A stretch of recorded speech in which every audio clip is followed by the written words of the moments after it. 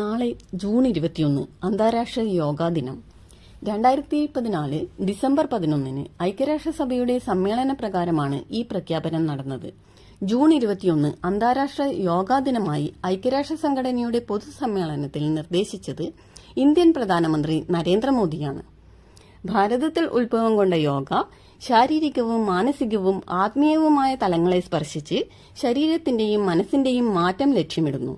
ഉത്തരായനാന്തര ദിവസമായ ജൂൺ 21 അന്താരാഷ്ട്ര യോഗാ ദിനത്തിനായി നിർദ്ദേശിക്കുമ്പോൾ അദ്ദേഹം പറഞ്ഞത്, ഉത്തരാർദ്ധഗോളത്തിലെ ഏറ്റവും നീണ്ട ദിനമായ ഇതിന് ലോകത്തിന്റെ പല ഭാഗത്തും പ്രത്യേക പ്രാധാന്യമുണ്ട്.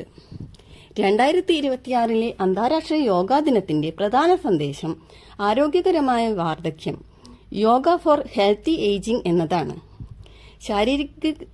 ശാരീരികക്ഷമതയ്ക്കപ്പുറം സമാധാനവും ദീർഘായുസ്സും ലക്ഷ്യമാക്കി യോഗയെ ഒരു ജീവിതശൈലിയാക്കാൻ ഈ സന്ദേശം ഓർമ്മിപ്പിക്കുന്നു.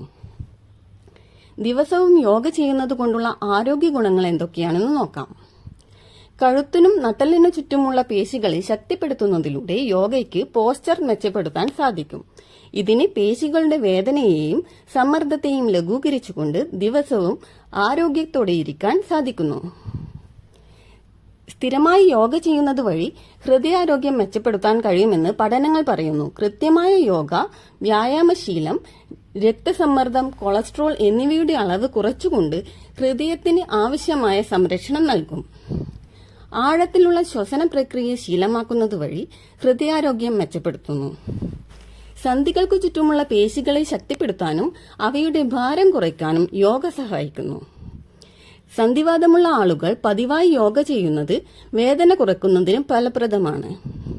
മാനസികാരോഗ്യം നിലനിർത്തുന്നതിനുള്ള ഒരു പ്രധാന ഘടകമായും രോഗപ്രതിരോധ സംവിധാനമായും യോഗ കണക്കാക്കപ്പെടുന്നു.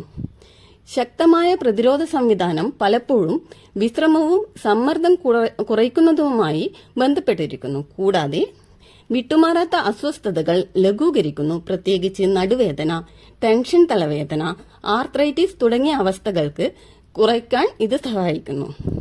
യോഗയുടെ പ്രാധാന്യം എല്ലാവർക്കും മനസ്സിലായല്ലോ അല്ലേ? ഇതുപോലുള്ള യൂസ്ഫുൾ വീഡിയോസിനായി ചാനൽ സബ്സ്ക്രൈബ് ചെയ്യാൻ മറക്കല്ലേ.